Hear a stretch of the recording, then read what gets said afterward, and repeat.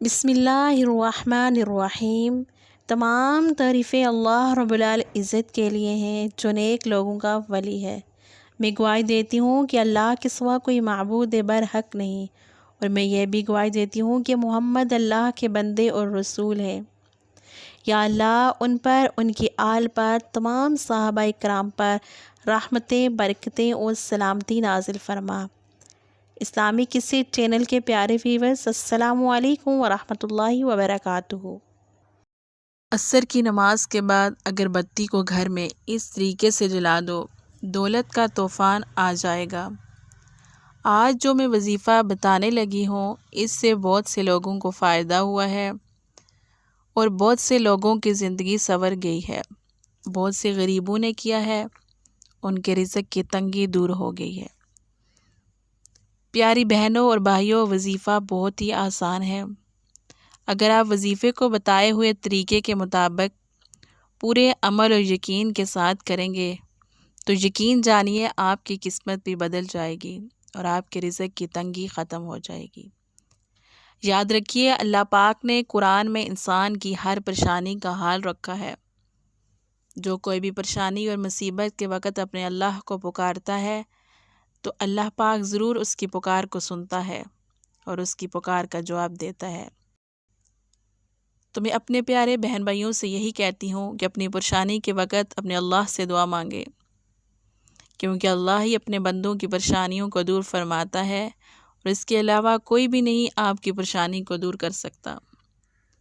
یہ وظیفہ آپ نے کیسے کرنا ہے، اس کا مکمل طریقہ بھی آپ کو بتاؤں گی۔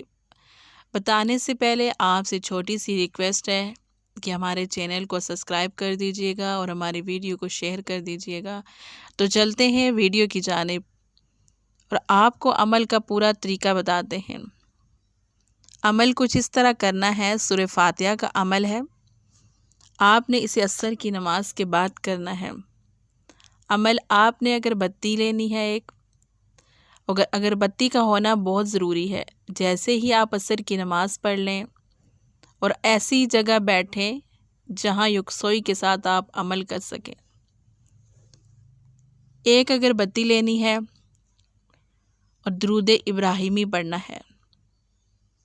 سورہ فاتحہ 11 مرتبہ پڑھنی ہے اور ہر مرتبہ بسم اللہ شریف کے ساتھ پڑھنی ہے، اور اس کے بعد 3 مرتبہ سورہ اخلاص کی تلاوت کرنی ہے، ہر مرتبہ بسم اللہ کے ساتھ، اور آخر میں درود ابراہیمی پڑھنا ہے۔ اور اس طریقے کے ساتھ وظیفے کو کر کے اگربتی کے اوپر دم کر لینا ہے۔ اس وظیفے کو ایک ہی اگربتی پر کرنا ہوگا اور گھر کے ہر کمرے میں تھوڑی تھوڑی خوشبو پھیلانی ہے، اور پھر ایک ہی جگہ پر کہیں رکھ دیں۔